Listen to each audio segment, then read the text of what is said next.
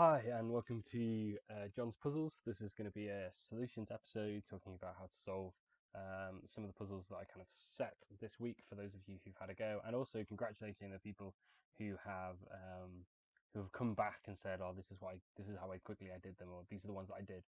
Thanks so much for getting in touch with me. I've really enjoyed hearing from you about the different puzzles that you've done and how you found them. It's a real joy to me to kind of be able to do that. So please continue to get in touch. If possible, if you could message the John's Puzzle Club Facebook page or comment on the YouTube video rather than messaging me personally, I'd prefer that, because then when I kind of compile all of this, all the stuff's in one space rather than me having to kind of go through loads of different messages. So thanks to those who have, and if you message me privately, like, I don't mind, but it would just be useful to me if you send it into the Puzzle Club Facebook page. But it's been a great week, great few days. So I'd like to congratulate a few people. So Sarah Talentire again, doing really well, hitting a good time on the challenge puzzle for this week, as did Rebecca McDonald and Josh Hart, all of them sub 3 minutes, which is very impressive time. Sam McStay came in under 2 minutes, as did Ben and Maddie on a joint effort. Joe Libby came in really hot in sub 1 minute, and I thought he was going to be the guy who took it away from everyone else.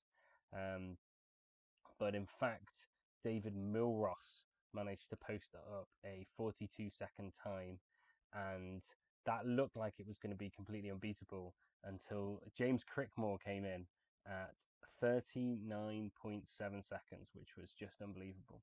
And someone actually got in touch by text, so I just want to check that they didn't do it quicker.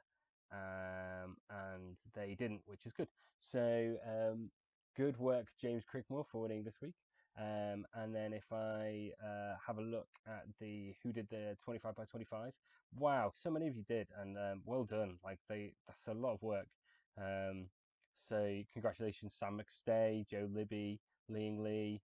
Congratulations to Ben, to Rebecca McDonald, to David Milross again, who went sub 10 minutes, which is kind of almost unbelievable, to be honest, to do a 25 by 25. Well done to James Crickmore, to Tim Morris, and to Dominic Bissett, and to, I'm sure, many other people who I've forgotten. Well, not forgotten. If you did get in touch and I've somehow lost the message, then I apologise. But I think that's actually everyone. For those of you who are interested, then I'll have a quick go at just just talking you through them. But I imagine many of you saw them. So this was the challenge one. So you can fill in the threes pretty quickly, just having a look at it like that. That gives you this one, and that means that can't be a one, which gives you this two here. So they're not the most complicated puzzles in the world, and you can do them quickly, as many of you have shown. But sometimes, like now, you can go, oh, no, I'm a bit stuck. Where do I go? So this one can only place here, which means that can't be a one, which means that must be one, which means this must be one. This must be a one. I really enjoy how the logic just kind of stacks as you kind of go through on these kind of puzzles. So that's got to be one to fill in that gap. Oh, how are we going to get both of those two? Oh, that's indicative of a mistake, isn't it? Oh, okay, that can actually be one quick. That can go there. Sometimes I kind of get into star battle mode, or if you ever done a King's Move Sudoku, where you can't put things next to each other, it's easy to kind of accidentally surround them across as well. Actually, you only need them to be orthogonal. Um, so it could either be this and this, which looks fine, or it could be this. Oh, okay, yeah, great. So it's going to be this and this. And to finish it up, that's got to be one. This has got to be one, and that's got to be one. If we have a little look, I think that's correct. Great. So that's how you solve the normal, I suppose, the kind of John's Puzzle Challenge one.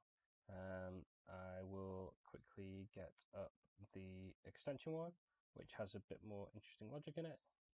Right, now we're going to have a look at the extension exercise, which requires a little bit more logic and a little bit more thinking, but hopefully push you guys a little bit. So first things first, I'm just filling in around the zeros to make sure that all the places that we know there can't be light bulbs are no light bulbs.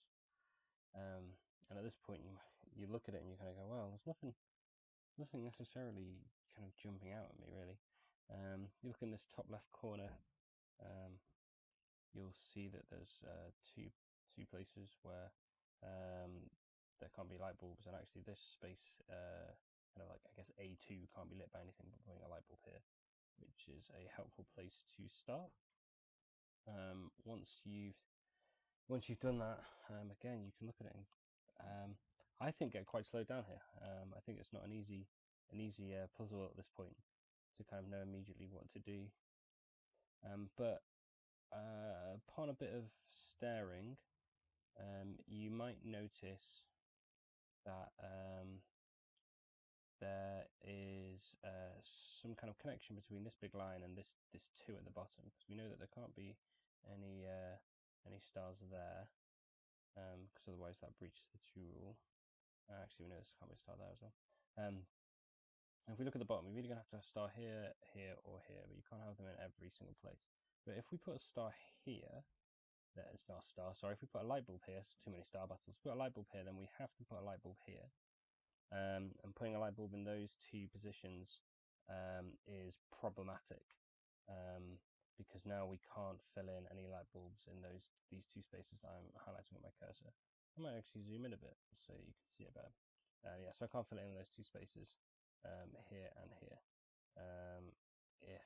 If we put a light bulb there, and that's true actually. If we put a light bulb here or here or here or here, it still means you're gonna have to put a light bulb there.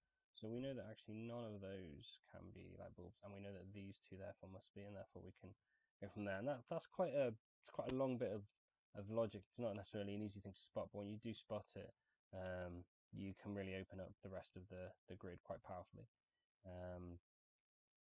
So we know that that's got to be 1 because there's the only space left. We know that this must be a light bulb because this is the only way to light this space up here.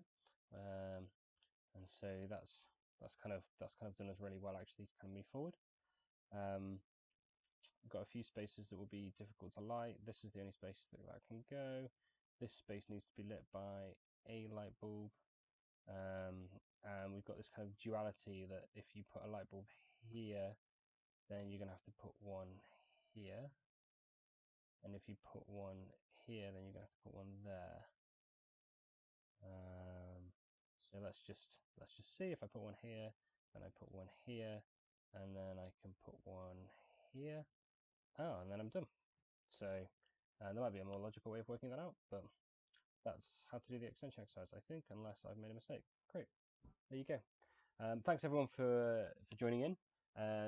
I have enjoyed seeing all the beautiful photos of the 25 by 25s that you guys have sent through. I'm really impressed by the commitment of time that you've given to them. They are not easy by any means. And thank you for joining in, and I'll be back later this week or early next week with another video on a different type of puzzle. But again, yeah, let me know how you found them, and thanks for being part of it. Happy puzzling, everybody.